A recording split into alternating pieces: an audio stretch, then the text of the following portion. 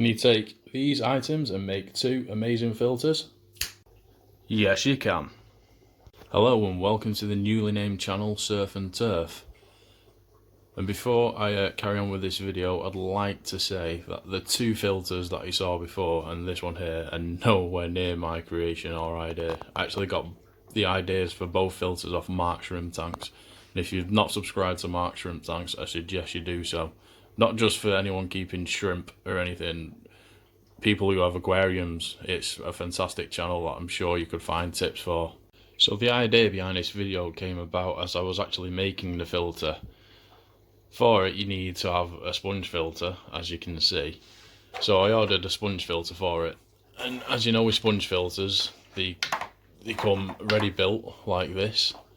So I took that off and put it on, and then I thought surely there must be something I can do with this. Surely it's not just going to end up in the bin. And then I remembered that the filter that I previously made for the axolotls, the Nun filter, I can make that better using the rest of this and a few little bits that I have lying around the house. So without much further ado, let me show you how I did that. So take your bottle of choice. You can either use an ordinary pop bottle like this, or I like to use these juice bottles as they're a bit, well, they're a square shape, and I feel like you can fit a bit more media in and you can fit them into a corner of a tank better. So take your bottle, measure it from your substrate to about halfway up to your tank water line, and then cut it there, and you'll end up with a piece like this. And then now get the rest of the sponge filter piping, and then it should all start coming apart like so. And then take the rigid airline tubing out, because that is quite a crucial part. So what we want to do is end up with this. So this is the airline, rigid airline tubing inside, but you want to drill some holes in the bottom of it, or you can do slits if you want, anything that'll let the air be vacuumed up from the air pump.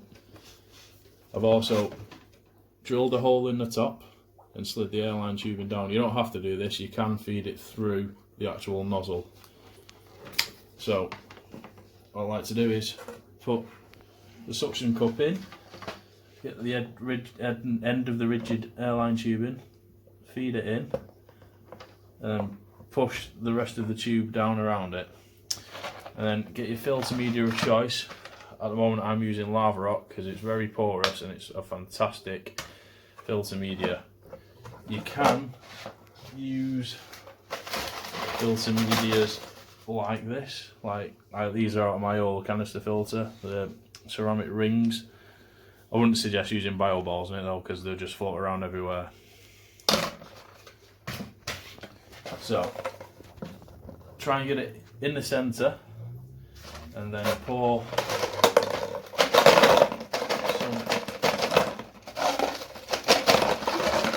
some of the media in until it's about halfway.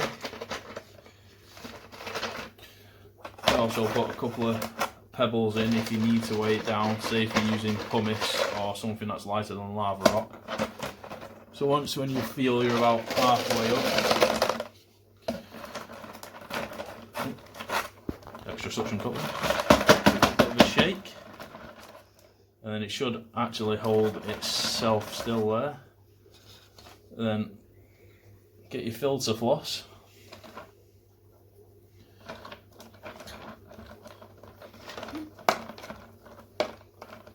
and then feed it, no it's ripped, oh, feed it around and push down so it's quite tight. Try and get all the air bubbles out of it, the air in out of it, push it down so it's nice and tight, couple of bangs, and then top it up with the rest of filter media until you can get a nice even layer on the top.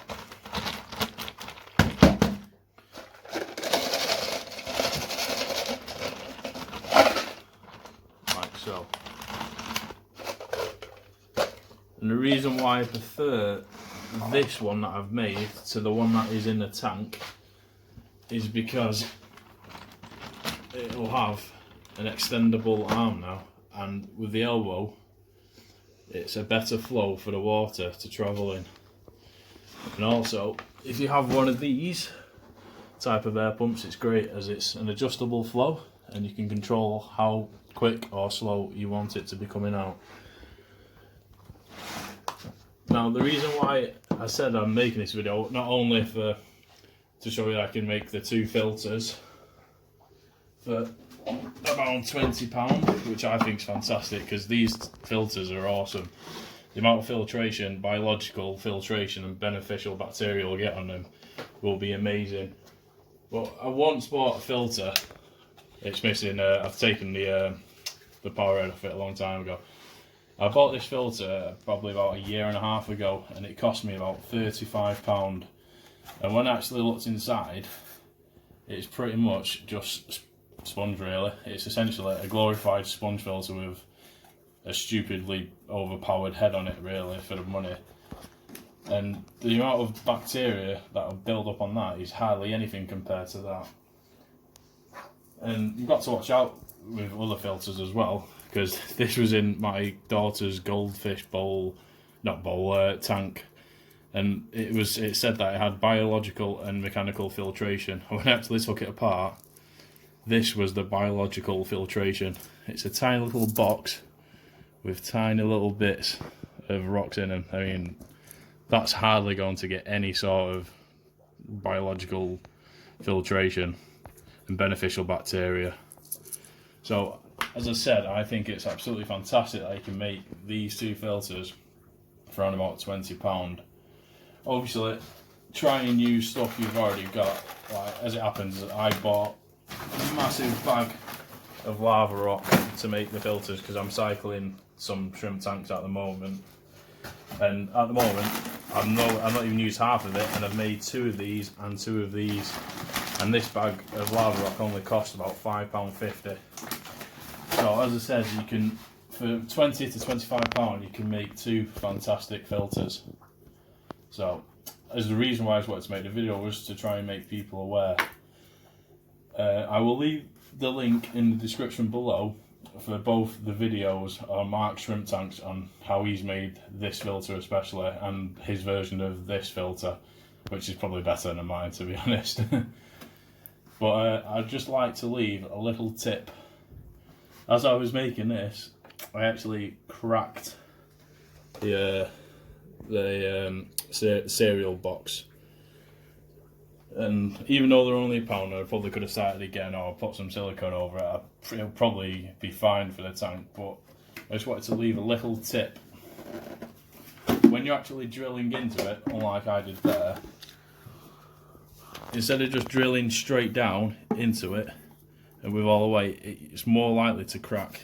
If you get a piece of wood and put it where you're going to go and drill straight down, make sure the wood's quite taut, and then drill down into the wood, there's not much room for the actual cereal box to go, so it's therefore less likely to crack. So there you have it, a little tip there on Surf and Turf. Thank you for watching, and if you'd like to leave a comment or subscribe, I'd be very grateful. The reason why these was about £20 to £25 was the sponge filters are about £6 or £7, and the mini pack mini filter, I think I paid about £13 for this. So as a rough estimate, it was around £20 to £25. But it's not about the money or trying to be super scrimpy and everything. It's just trying to use your money wisely in a hobby. And another little tip I found is this comes with the pack mini filter, and I thought I can slide it in the top of there, get a bit of extra filter floss, pop that in, either a different power head or if you've got another one of these, pop it on, and then it actually comes with suction cups that you can connect it to, and you've got a little cheeky mini water polisher. But as I said, it's not about scrimping or anything, it's just about using the money wisely in a hobby and putting it to better uses elsewhere rather than spending ridiculous money on filters like this.